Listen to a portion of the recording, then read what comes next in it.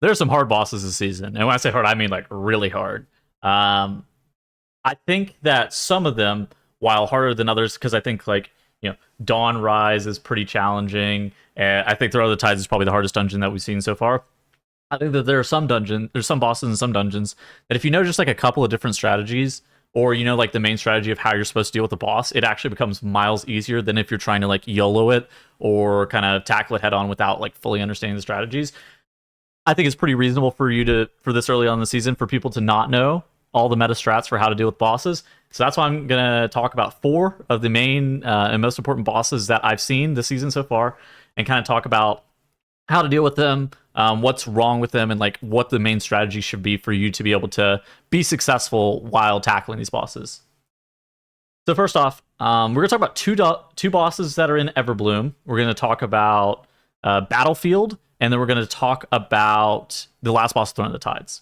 And those are going to be the four bosses that we're going to be talking about today. First off, we have Ancient Protectors, which is the council fight in Everbloom Wilds.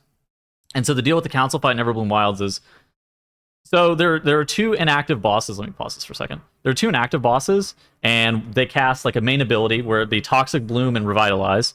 And how the boss is like almost intended or wants you to do it is you want to like move the large guy back and forth between these two bosses and kind of like even cleave them permanently. While that is maybe the most efficient thing for time, that is not the most efficient thing for ease and being able to tackle like just dealing with the boss. What I would recommend doing is instead focusing down this right guy, Earthshaper Telu. And then like, so what you need to know is like the Revitalize and the Toxic Bloom are on a 20-second lockout. So an Evoker kick or like Mage with like CDR can even kick the most important cast every single time. There's sometimes in the first one that, depending on the Torrential Fury cast between the two of them, they might not be able to get it. But there is a 20-second lockout. So like a range kick should be able to, or a short range kick should be able to get it every single time. And so what you should do is then just keep hitting Telu and keep the large boss on top of this guy the whole entire time. Now, this might increase your damage a little bit by having these water bolts go off on the accompanying boss, but as long as you get the main cast on this boss, it's really not that bad. And killing off Earthshaper Telu is mostly fine. Like, it's going to make this fight a bunch easier if you have one of the bosses dead. On top of that, the moment that you kill Earthshaper Telu, Life Road and Gola will not cast the Revitalize anymore. It tries to revitalize this other boss every single time.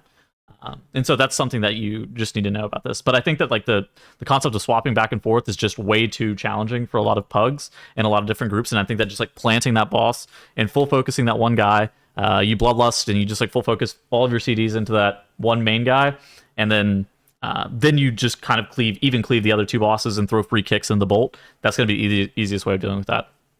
Archmage Soul.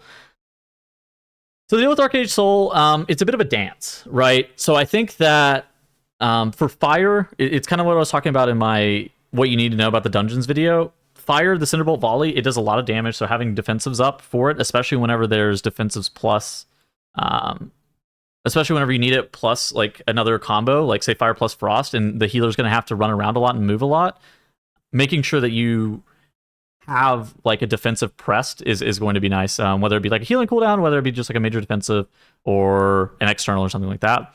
I think the big thing is having your ranged play at range and be close to one another. So how the arcane bomb works, and I think probably the hardest part of this is the arcane phase.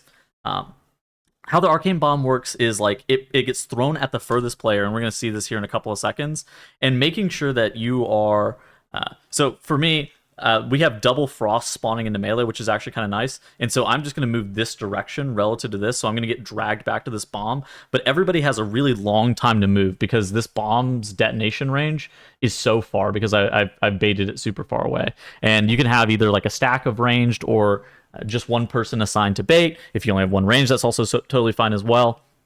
But basically making sure that you're going to have enough time every single time the arcane orb comes out is important, and making sure that you have like everybody within range of one another to be able to get healed, because something really, really bad that you might notice is like if you end up getting ranged of your healer, you're going to be in a lot of trouble.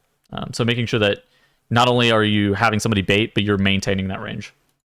Also, this week right here predicts Fire and Frost and like what the next thing that's going to come out is, because it's not always super clear and sometimes the boss can get locked into a weird cycle.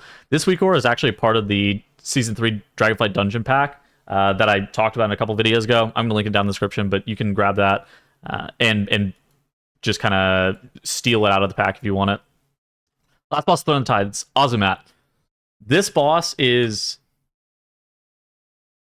a pug killer, is what I would describe it, or groups that haven't seen it or don't have like a lot of coordination with the fight. It's pretty challenging, and the big deal with the fight is that you can never fall behind in regards to cleaning up the blotted barrages. And this is why you see how we're grouping up and we're stacking these puddles as close to as possible. And then whenever the ads spawn, we're going to try to kick the ads and like tank the ads on the edge of this as well. The big deal is like once you fall behind on clearing the blotting barrage ground effect circles, it's impossible to catch back up. So like you cannot mess it up. It's one of those things that once you mess it up, you're going to completely gunk your whole entire room. And so it's really challenging to make it perfect, but you need to be very diligent about getting the gunk cleared up and try to just bait it relative to one another. And again, you see how we're killing the splotches in the sludge, like as stacked as possible to make sure all of those puddles are baited well, and then we're going to drop our blotted barrages relative to where those puddles already were. And so you can see that right there. We're already pre-positioning that to where we can get the gunk cleared up and never run out of space in the room, because our room's going to end up looking omega clean, but that's also because we're not letting it expand. And like you can see through the fight, we're kind of just going through the same dance and cycle. Not an easy fight by any means, but I think that if you've never seen it done, it's actually pretty challenging. Let's talk about Growsh Scream. I think that this fight is actually very challenging, and people don't really do this super well, including like we're doing this in this VOD. I wish I had VODs of our runs today. Like I did some runs off stream, and we were playing this completely differently than you're going to see in this VOD. How the boss works is he actually gets stacks of this impending victory, and you want to be baiting the shockwaves out towards the edge here. You always want to bait the shockwaves out towards the edge. You never want to bait them towards the middle. In addition to that, the blade storm needs to be baited out toward, like you want to be running the blade storm out towards the edge. So you are incentivized heavily to tank this boss on like this edge where he spawns. On top of that, he summons ads with For the Horde pretty often. Making sure that you get the axe thrower stunned with something like a Chaos Nova, something like a Fell Eruption stun, a Kidney Shot, a Hammer of Justice, any stun possible on those axe throwers is very, very nice, because it's going to reduce your group damage by a lot. If you have those axe debuffs go out, you can probably have one go out, especially if you have an Invoker in your group, because then they're going to be able to cleanse it. If you have multiple, say you have two, it's going to become a problem. On top of that, there's like a lot of group-wide damage, especially, and we're doing a poor job here. We had 5 stacks of that buff right here, and that starts to increase not only the tank damage, but like the pulsing AoE damage, and that makes us drop pretty low. Now, you do see some of the stacks do start to fall off occasionally, but that's why this fight is hard. That's why the damage intake on this fight can be so high at times. But overall, those are the 4 bosses I wanted to kind of talk about. If you have questions about other bosses or like trash pulls or something like that you guys are struggling with, I'm definitely down to kind of pivot some of my content and make something that's maybe a little bit more focused for what the people want. Ultimately, I have tip videos lined up for the next few days, 4 or 5 days. I'm going to try to be going for a full month. But if you guys have anything that you want me to do or you want to see, I can definitely pivot that if there's a lot of requests. So I hope this helps you guys. Hope this helps you guys in all of your keys, and I will see you guys later. Goodbye.